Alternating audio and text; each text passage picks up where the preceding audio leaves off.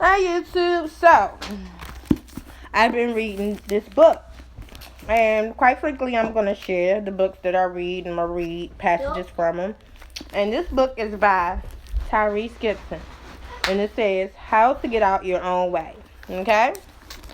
So far, I'm just starting. I'm at chapter 1. A message to our youth.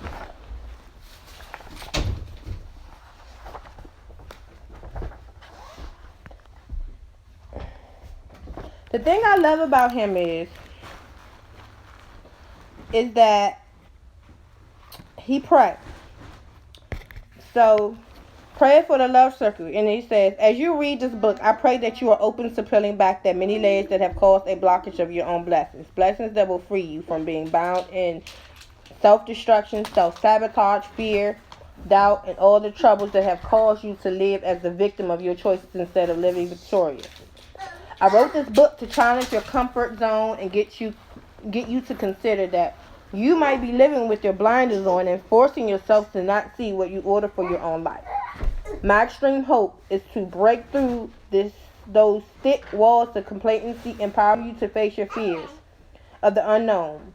Hopefully, this book challenges you to see things outside of the bubble of reality you have created for yourself, and that you decide that I have to take the leap of faith, knowing that with God all things are possible, and that you will land on your feet. I pray that you stop yourself from wallowing in darkness and decide today to pull yourself into the light. You are stronger than you could ever know. I believe in you and I'm rooting for you. Trust in God to heal, provide, restore, and transform you. Know that there is power in making a choice. Choose today to be the unique design that you and only you were created to be.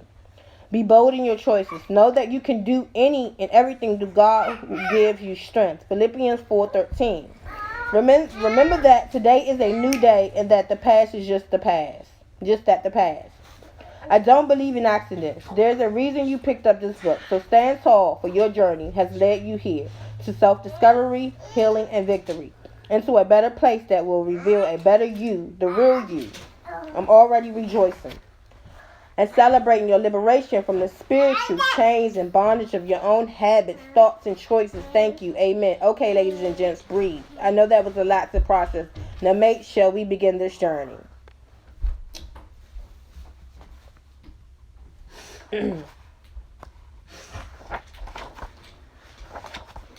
Alright, so then what I love is he has a message to our youth, and it says, I'm well aware of my influence now, and I don't take it lightly. I want you to really listen to what I'm about to say. This is not just another book. I'm going to try and make you aware of things that are around the corner long before you get there. I want you to trust and believe that I know what I'm talking about. I don't know it all, but what I do know, I'm sharing with you. I'm hoping to make you aware of things that your father, your big brother, or even your mother may not have told you. Throughout this book, I'll be sharing some stories about how I became the master of my environment. Even if you're a teenager, you can be the master of your environment and the master of your own future. I want that for you. Everything in your life should be about moving forward and progressing toward what you imagine for yourself. So if you don't like your environment, change it. If you don't like your circumstances, change them. Do whatever you have to do to create a better mindset for yourself. Part of that is worrying about yourself, or rather, focusing on yourself. Sometimes we get so focused on other people, like a boyfriend or a girlfriend, that we can't see ourselves clearly. I want you to concentrate on your own goals before thinking about someone else.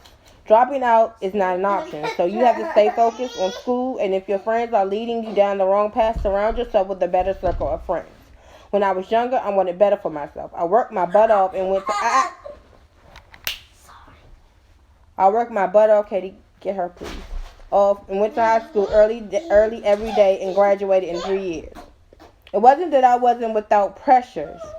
I had to grow up quickly, and most likely you do too. I knew early on when I was 8 and 9 that people around me were selling drugs, and I saw the lifestyle the drug dealers had compared to mine. I was poor and hungry. They had nice cars, brand new shoes, and t-shirts. They were living in a nice spot with furniture. I knew all those things didn't come from having a regular job. Everybody in the hood knew that money came from dudes slinging dope, weed, and sherm. Now, people weren't trying to pressure me or talk me into selling crack or weed. I don't remember any of my boys saying, yo, you want to get some money? You need to come to do this? No one said that to me.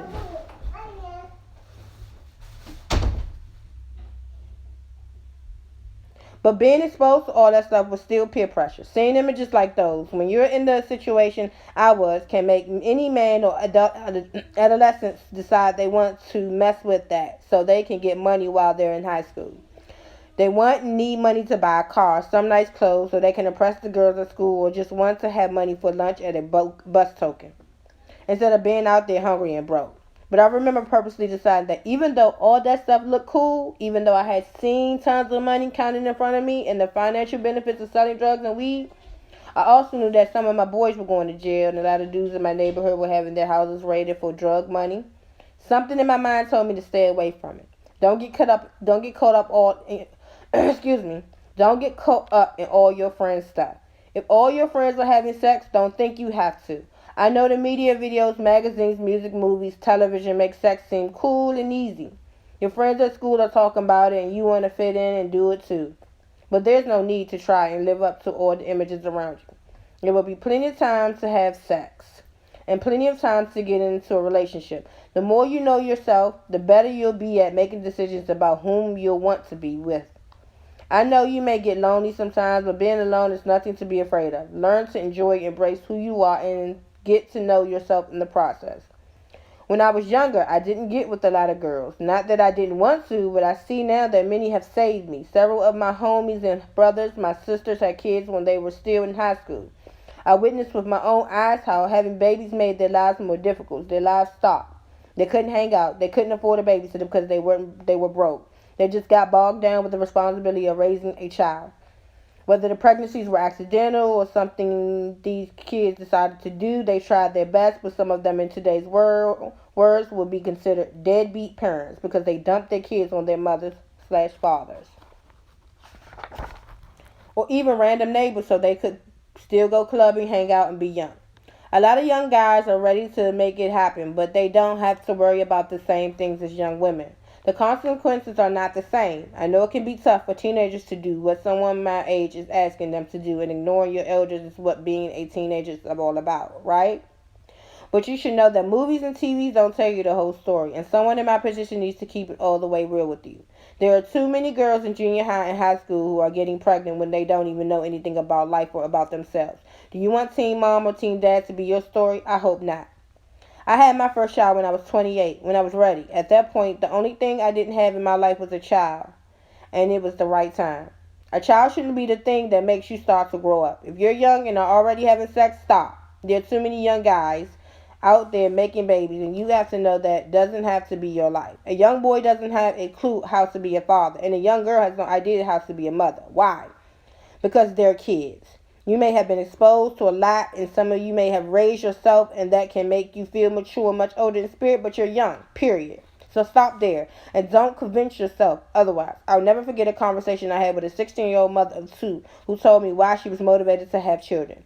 She couldn't keep a boyfriend. Her parents had basically abandoned her, and she had nothing in her life that was consistent. She told me that whether she stayed with the baby daddy or not, her babies would never leave her side.